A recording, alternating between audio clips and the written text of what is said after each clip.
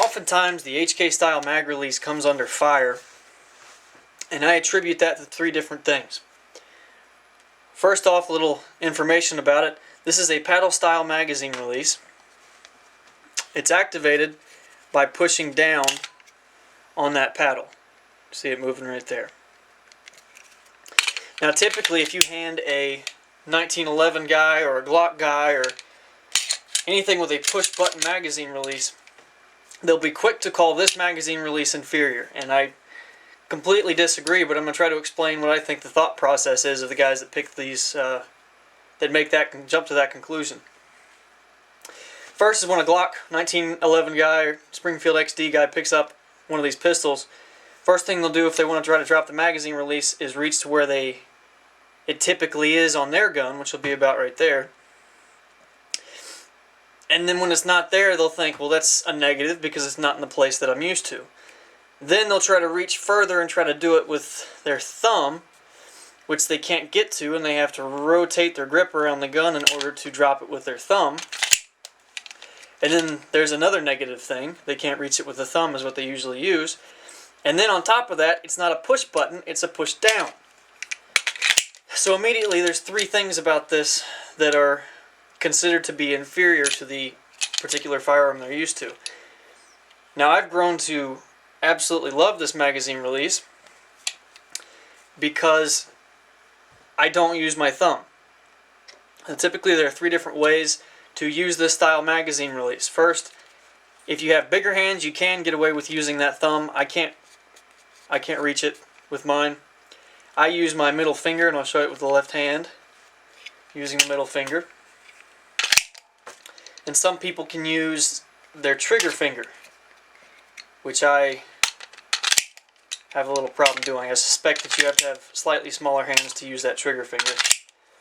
So there are three different ways to use the HK style mag release, and I'll do some demonstrations.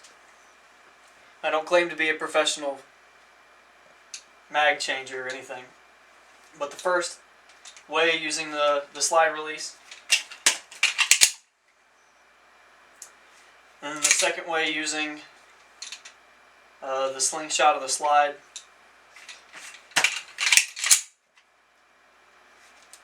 and that's you should have noticed there was very little change of the combat grip. That was me changing a mag, obviously. And likewise with the full-size USP, same exact style magazine release. If I wouldn't screw up picking up the new mag. And continuing with HK tradition, you'll notice that all the trigger guards on HK guns are huge, and then they've got these little humps in here to make sure that gloves don't get stuck underneath the trigger when it's being pulled, and all kinds of good stuff like that. Made to be used wearing gloves, and the magazine release is no different. So I'm going to nerd up and put some gloves on inside and demonstrate that. See if that's truly the case for the magazine release. Alright. And using big old burly gloves, still able to manipulate that very well. So give that magazine release a fair shake, and if you practice a lot at home with it, it can get uncomfortable.